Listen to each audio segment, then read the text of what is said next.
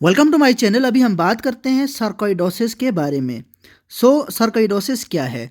ये एक systemic disorder है। ये इडियोपैथिक इन नेचर है और ये इन्वॉल्व कर सकता है हमारे लंग्स को। लंग्स के अलावा ये इन्वॉल्व कर सकता है आपके हार्ट को। हार्ट के अलावा नर्व्स और kidneys, liver, lymph nodes, heart और सलाइवरी ग्लैंड्स को।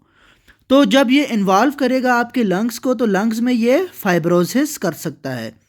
हार्ट में कार्डियोमायोपैथी कर सकता है। इसके अलावा जो है इसकी वजह से हार्ट ब्लॉक्स हो सकते हैं। अगर हम नर्व्स की बात करें तो नर्व्स में कंडक्शन को ब्लॉक कर सकता है। इसकी वजह से आपकी फेशियल नर्व पाल्सी हो सकती है। अगर हम किडनीज की बात करें तो CKD कर सकता है। इसकी वजह से हाइपर कैल्सीमिया और स्टोन्स बन सकते हैं। इसमें स्टोन्स बन सकते हैं।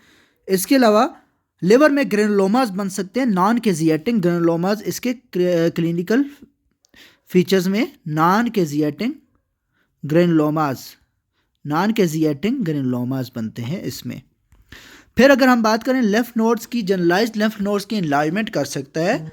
और इसके अलावा अगर हम बात करें स्लाइवरी ग्लैंड्स की तो स्लाइवरी ग्लैंड्स में पैरोटिड ग्लैंड्स की स्पेशली स्वेलिंग करा सकता है।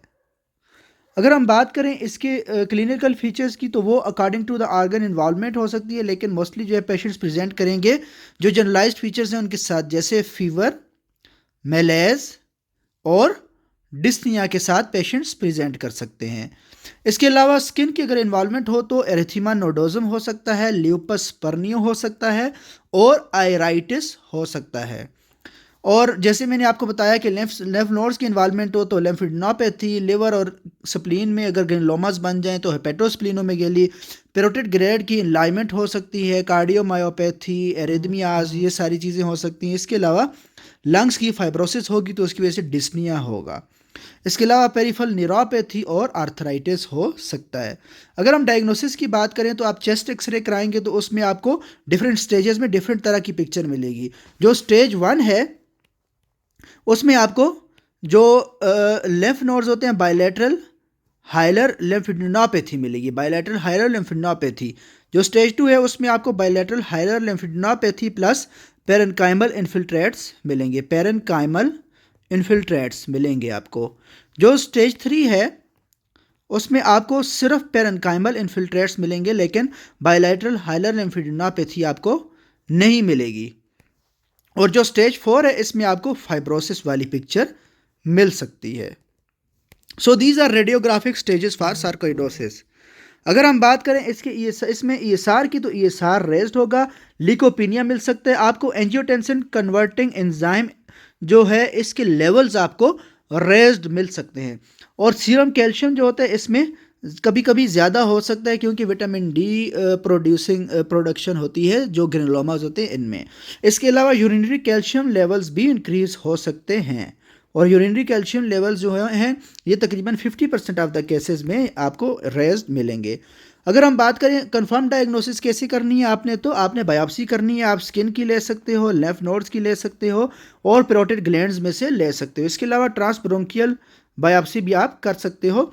ट्रांसब्रोंकियल बायोप्सी की सेंसिटिविटी एंड स्पेसिफिसिटी ज़्यादा है, और लेकिन ये है कि बेहतर ये है कि आप ऐसी जगह से बायोप्सी लो जो कि इजीली एक्सेसिबल हो, लाइक लेम्फ नोड्स, स्किन, पैरोटिड्स।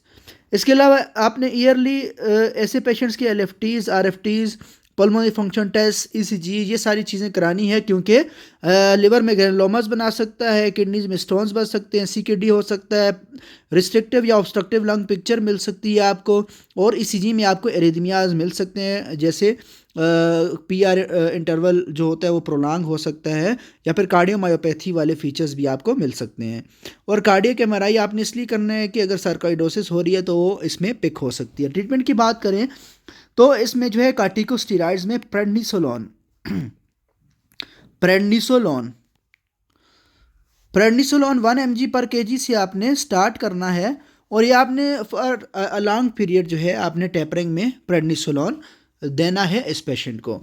लेकिन इसके साथ मसला क्या होगा कि प्रेडनिसोलोन जब आप लॉन्ग टर्म के लिए देंगे तो ऑस्टियोपोरोसिस होना शुरू हो जाएगी, और एडिसोनियन जो कुशिंग वाले फीचर्स हैं वो भी आ सकते हैं, कुशिंग वाले फीचर्स। तो जो ऑस्टियोपोरोसिस वगैरह है उसके लिए आप बिस्फास्फोनेट्स साथ में यूज़ कर सकते हो, बिस्फास्फोनेट्स।